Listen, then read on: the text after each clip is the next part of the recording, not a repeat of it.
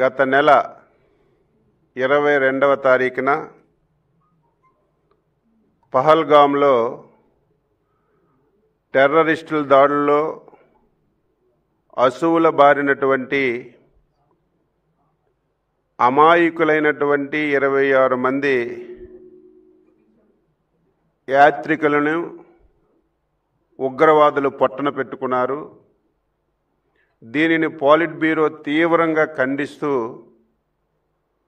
వారి కుటుంబ సభ్యులకి ప్రగాఢమైనటువంటి సానుభూతిని సంతాపాన్ని తెలియజేస్తూ పోలిట్ బ్యూరో తీర్మానం చేసి 2 నిమిషాలు మౌనం పాటించడం జరిగింది.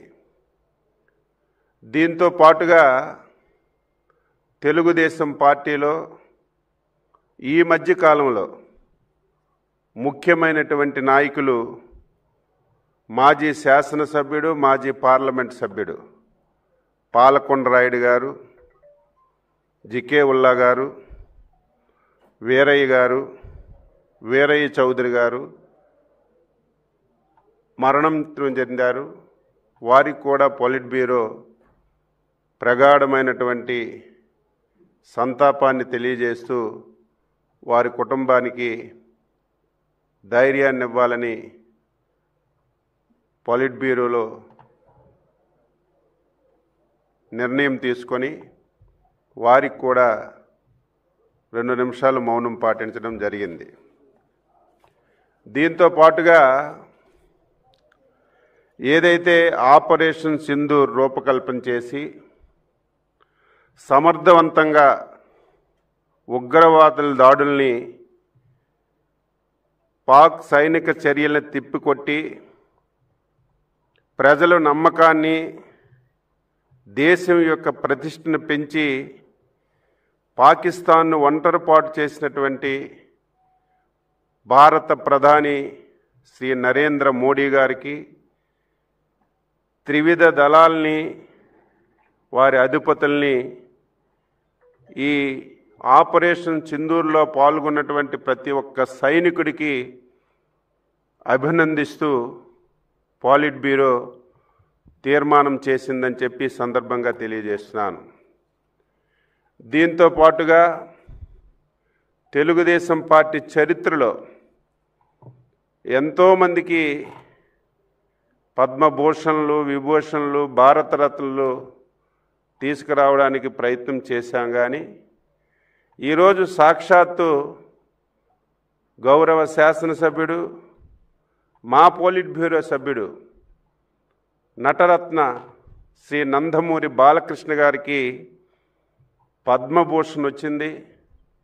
పోలిట్ బ్యూరో గౌరవ ముఖ్యమంత్రి గారు, జాతీయ పార్టీ అధ్యక్షులు గారు ఆధ్వర్యంలో ఏకగ్రీవంగా అభినందిస్తూ తీర్మానం చేసి ఆయనకి అభినందనలు కూడా తెలియచేశామని చెప్పి సందర్భంగా తెలియచేస్తున్నాను. ఏదైతే ఉగ్రవాదులు దాడి చేసి 27 మందిని పొట్టన పెట్టుకున్నారో, ఈరోజు కేంద్ర ప్రభుత్వం కూడా ఒక కార్యక్రమాన్ని రూపకల్పన చేసింది, తిరంగ సభలు జరపాలని. అందులో భాగంగా Telugu Desam party, Janasena party, BJP party 16, 17, 18 3 రోజుల్లో ప్రతి నియోజకవర్గంలో తిరంగా ర్యాలీలు జరిపి సభలు జరపాలని చెప్పి నిర్ణయం చేశామని చెప్పి మీ అందరికీ తెలియజేస్తున్నాను. తెలుగుదేశం పార్టీలో సభ్యత్వం చేరిన వారికి గతంలో ఎవరైనా ప్రమాదవశాత్తు చనిపోతే 2 లక్షల రూపాయలు బీమా సౌకర్యం ఉండేది. దాన్ని 5 లక్షలు చేశాం.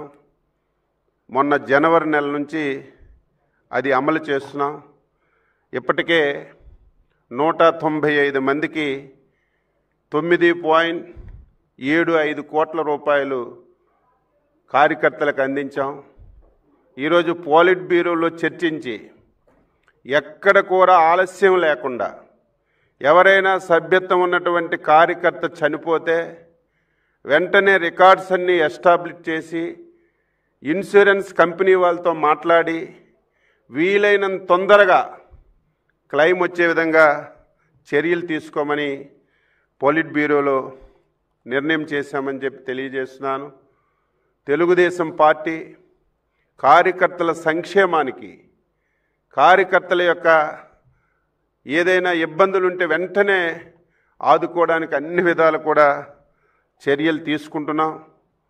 ఈ 11 మాసాల్లో 50,235 మందికి సుమారుగా 349 కోట్ల రూపాయలు అర్హత కలిగిన వాళ్ళకి సీఎంఆర్ఎఫ్ కింద వారికి ఆర్థిక సహాయం కూడా చేశాం. ఎన్టీఆర్ స్కూల్ కానీ మిగిలినటువంటి కార్పొరేట్ స్కూల్స్లో కానీ కార్యకర్తల యొక్క పిల్లలకి 600 మందికి విద్యను అభ్యసించే విధంగా చర్యలు తీసుకున్నాం. దాని మీద కూడా చర్చించి ఇంకా కార్యకర్తలకి సంక్షేమం నిధి కింద కార్యకర్తల కష్టాలు ఎక్కడుంటే అక్కడ పార్టీ వెంటనే ఉండి సహాయపడాలనే విధంగా పోలిట్ బ్యూరోలో చర్చించామని చెప్పి ఈ సందర్భంగా తెలియజేస్తున్నాను. మే నెలాఖరు నాటికి పార్టీ సంస్థాగతంగా ఉన్నటువంటి ఎన్నికలన్నీ కూడా పూర్తి చేయాలని ఇప్పటికే కేఎస్ఎస్, అదేవిధంగా బూత్ కమిటీలు, గ్రామ కమిటీలు, క్లస్టరు, యూనిట్టు, మండలం, నియోజకవర్గం, జిల్లా స్థాయి వరకు మహానాడులోగా అన్ని కమిటీలు పూర్తి చేయాలని స్పష్టంగా నిర్ణయం తీసుకొని పోలిట్ బ్యూరోలో చర్చించామని చెప్పి సందర్భంగా తెలియజేస్తూ ఆ కార్యక్రమాన్ని మహానాడు ముందు పూర్తి చేయాలి. ఇందులో ఒక నిర్ణయం కూడా తీసుకున్నాం. మండల పార్టీ అధ్యక్షులు ఎవరైతే 3 టర్ములు 6 సంవత్సరాలు ఉన్నారో వాళ్ళు దానికంటే పెద్ద పోస్టులోకైనా వెళ్ళాలి, ఇంకొక కమిటీలోకి వెళ్ళాలి తప్ప 3 సార్లు 6 సంవత్సరాలు చేసినటువంటి మండల పార్టీ అధ్యక్షుడిని మళ్ళీ వేరే దానికి ఇవ్వాలి తప్ప, వేరే పోస్టులో నియమించాలి తప్ప అదే పోస్టులో ఉంచకూడదని ఈరోజు పోలిట్ బ్యూరోలో నిర్ణయం తీసుకొని అది అమలు చేస్తున్నామని చెప్పి తెలియజేస్తున్నాను. ఈరోజు రాష్ట్రంలో చాలా సమస్యలు ఉన్నాయి, చాలా ఇబ్బందులు ఉన్నాయి, ఆర్థికంగా చాలా కష్టాలు ఉన్నాయి.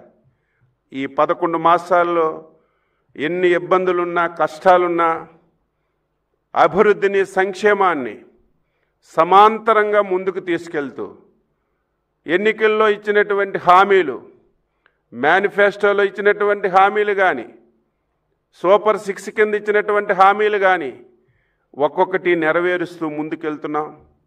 ఇప్పటికే పింఛన్ కార్యక్రమం 3,000 నుంచి 4,000 చేశాం. వికలాంగుల పింఛన్ 6,000, 10,000, 15,000 రూపాయలు చేశాం.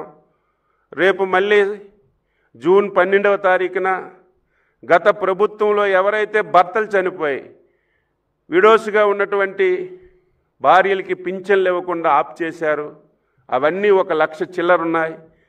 ఇవన్నీ రేపు పార్టీ అధికారంలోకి వచ్చినటువంటి సందర్భంలో జూన్ 12వ తారీఖున కొత్తగా 1,00,000 పైబడి విడో పెన్షన్లు కూడా ఇవ్వాలని చెప్పి నిర్ణయం చేశాం.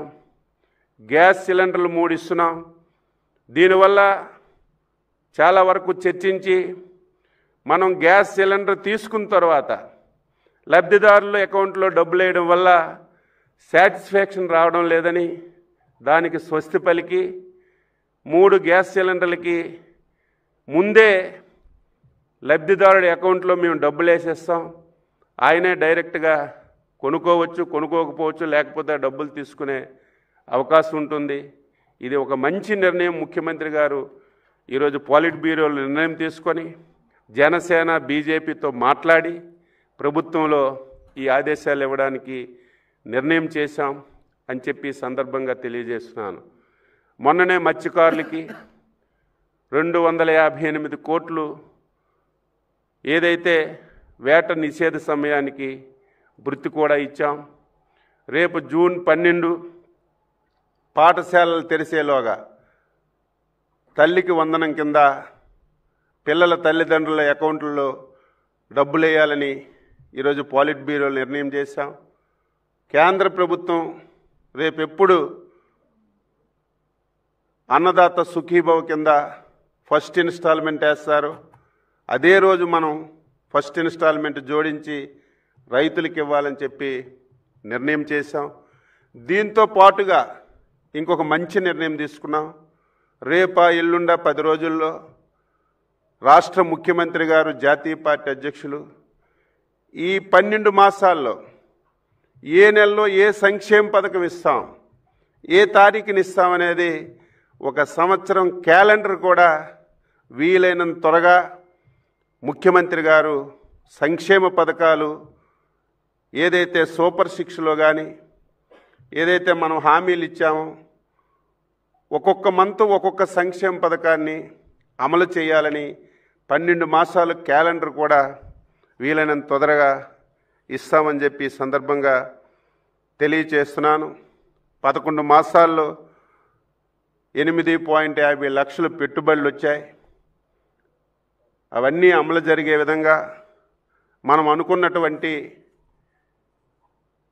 20 లక్షల ఉద్యోగాలు ప్రతి ఒక్కరికి ఇవ్వాలి.